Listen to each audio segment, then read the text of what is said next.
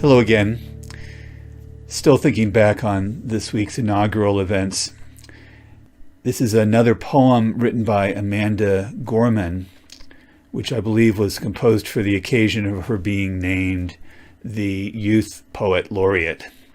It's titled, "In This Place, an American Lyric."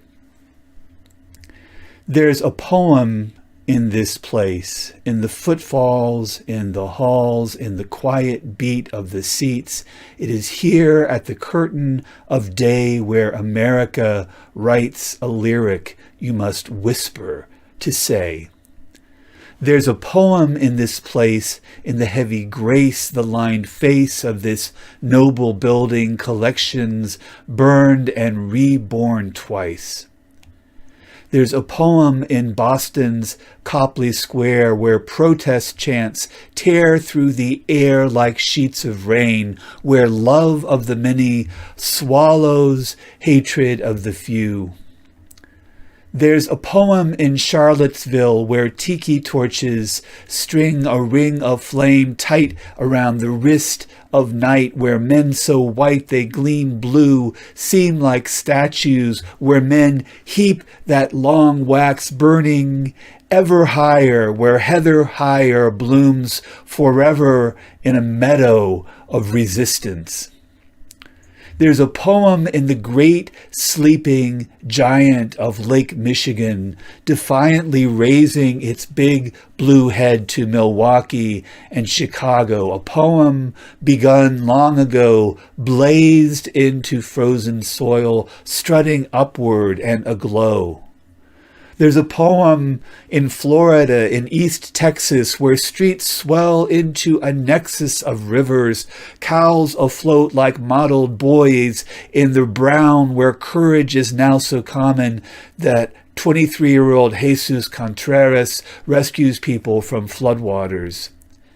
There's a poem in Los Angeles, yawning wide as the Pacific tide, where a single mother swelters in a windowless classroom, teaching black and brown students in Watts to spell out their thoughts so her daughter might write this poem for you. There's a lyric in California where thousands of students march for blocks, undocumented and unafraid, where my friend Rosa finds the power to blossom in deadlock, her spirit the bedrock of her community. She knows hope is like a stubborn ship gripping a dock, a truth that you can't stop a dreamer or knock down a dream. How could this not be her city?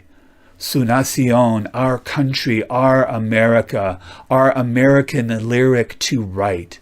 A poem by the people, the poor, the Protestant, the Muslim, the Jew, the native, the immigrant, the black, the brown, the blind, the brave, the documented and undeterred, the woman, the man, the non-binary, the white, the trans, the ally to all the above and more. Tyrants fear the poet. Now that we know it, we can't blow it. We owe it to show it, not slow it, although it hurts to sow it when the world skirts below it.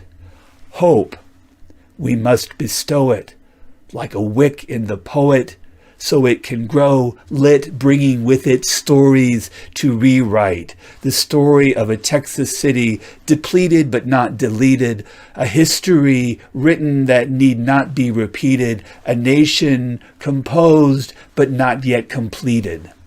There's a poem in this place, a poem in America, a poet in every American who rewrites this nation, who tells a story worthy of being told on this minnow of an earth, to breathe hope into the palimpsest of time.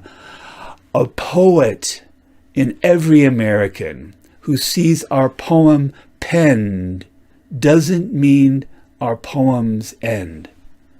There's a place where this poem dwells. It is here, it is now, in the yellow song of dawn's bell, where we write an American lyric we are just beginning to tell.